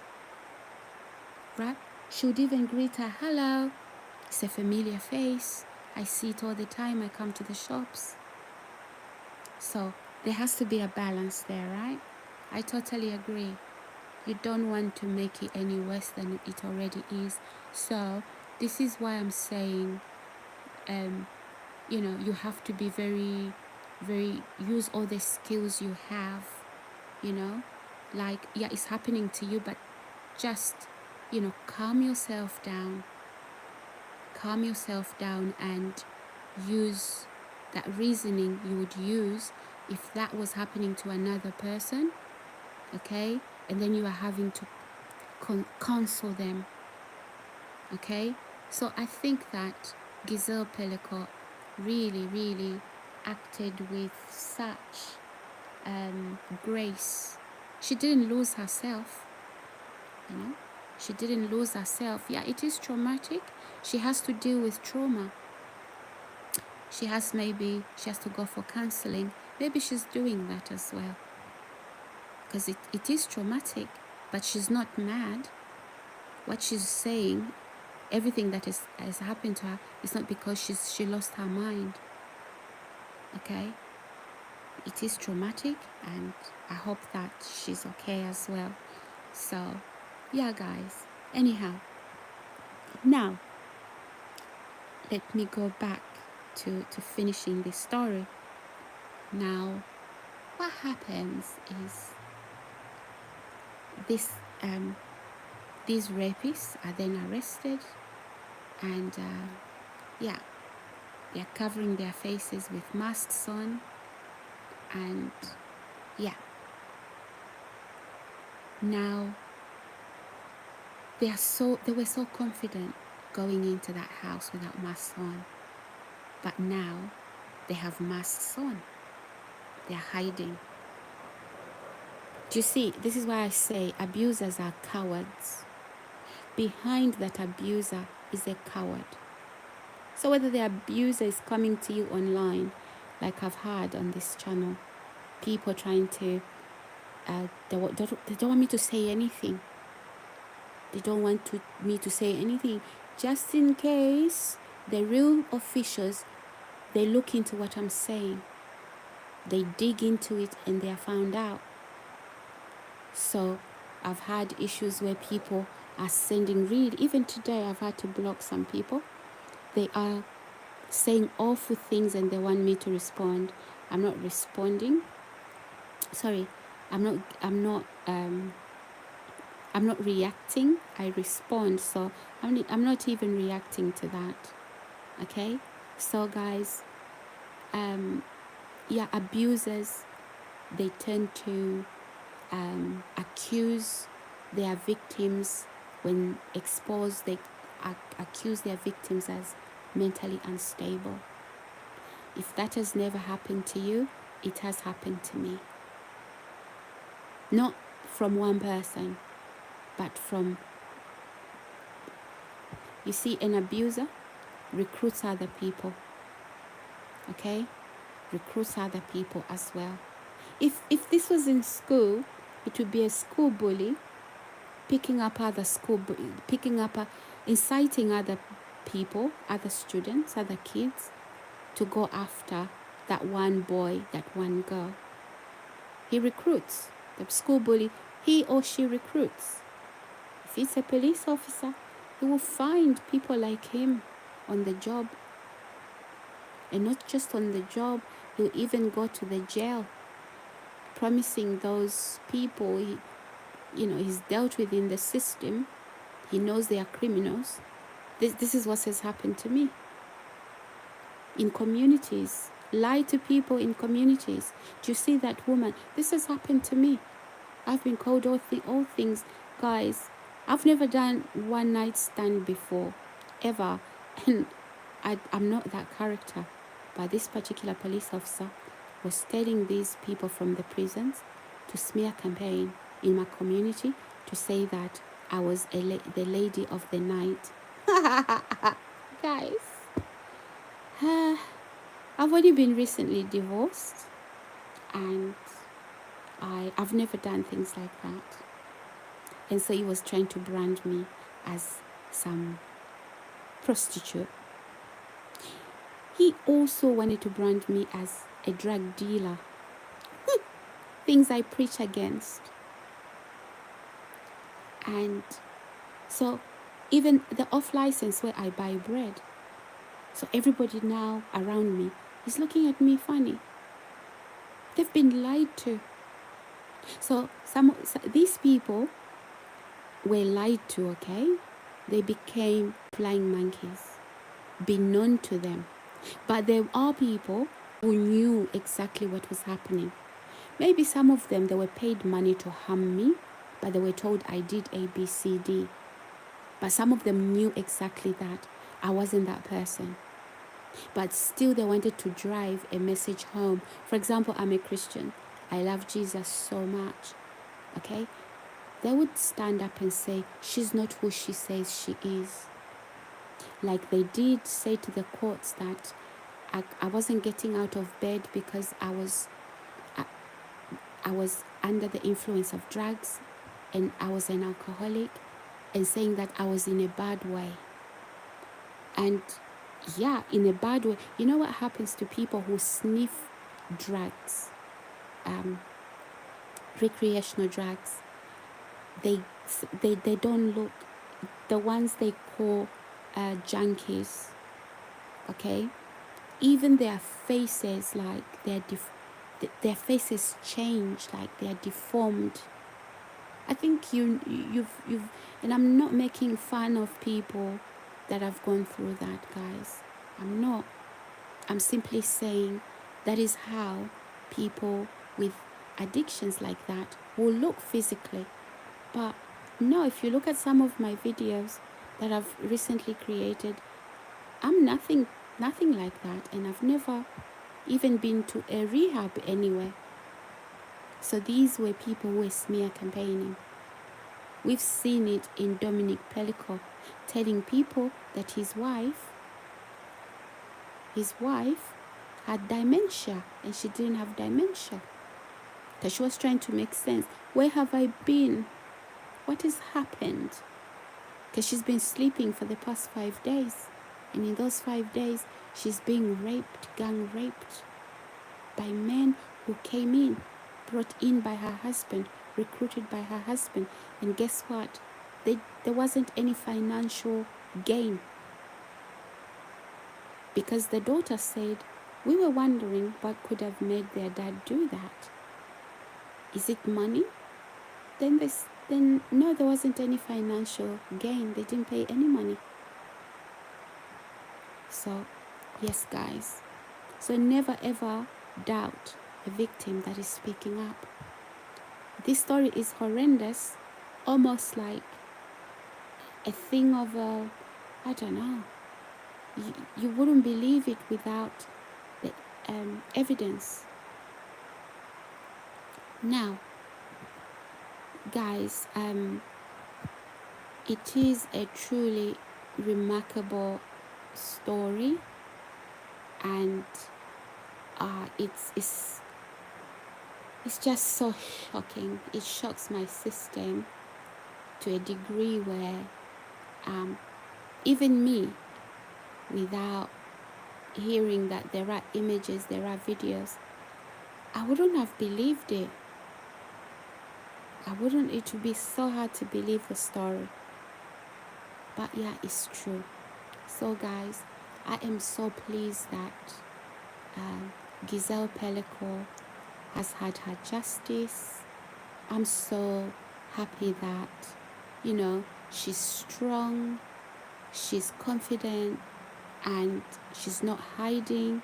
She took the shame that she was made to endure before she decided to remove the anonymity that during the course of the trial, and she decided to go public and say, yes, this is what has happened to me. And automatically, even psychologically, right, that shame is put where it belongs. Because during the anonymity period, she had to carry that shame.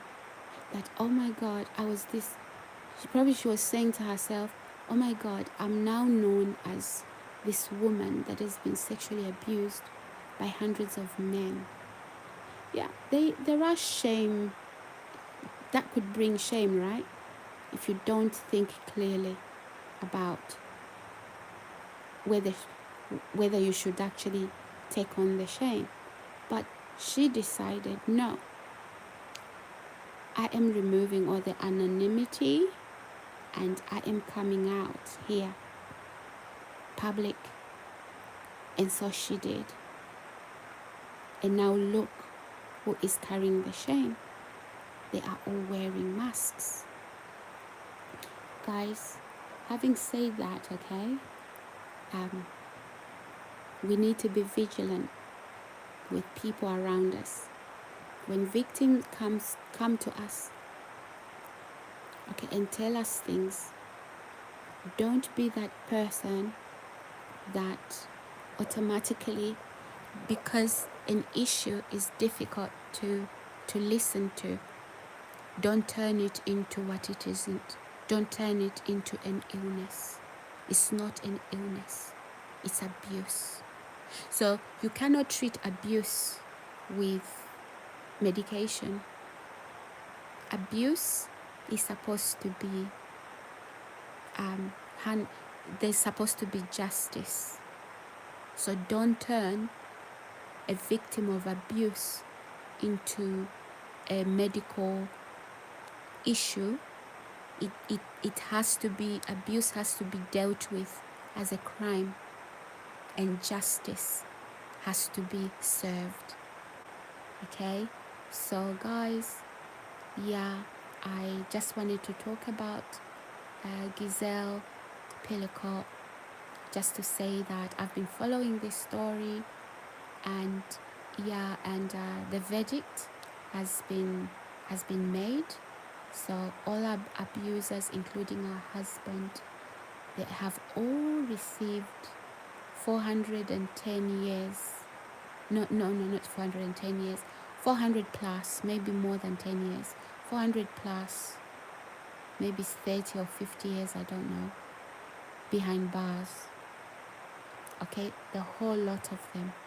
I don't know the exact years that Dominic Pelicot, is it 20 years or minimum 20 years or 30 years? But how old is this couple? He's 70, 80, 90. If he comes out after 20 years, he'll be 90. He'll be 90 years old. Yeah. All right, guys. So I hope that after this, after you've listened to my video, you can also Google online and listen to the story yourself. And everything I've mentioned about Dominic Pelicot having images, nude images of his daughters-in-laws, his daughter, his own daughter, and obviously the sexual assault images of his wife. If you don't believe this is true, yeah, it's there online. It's there online. The media are reporting it because they got that information from the source, from the police. So yeah. All right, guys. I hope you have a good day. Yeah, and it's a good Christmas for Giselle. I'm glad, because just before Christmas, they put her abusers behind bars. No, so she can have a quiet Christmas and just reflect on what has happened. So guys, I hope all of you, my viewers and subscribers, you followed through this story. And if you can relate with some of these issues, please do get in touch. Do subscribe, like, and share my channel. And do leave comments in the comment section below. I love to read your comments, guys. So if you can relate with this, let other people learn from it. You know, Giselle Pelicot did just that. She removed anonymity. She did it for us all women, guys. So every abuser today is hiding. Is hiding because, yeah, abuse, the nature of abuse sometimes, and just the principles involved is the same. Okay, guys, I better go. I better go now. This video is very long. I'll speak to you later. Enjoy your day. Bye.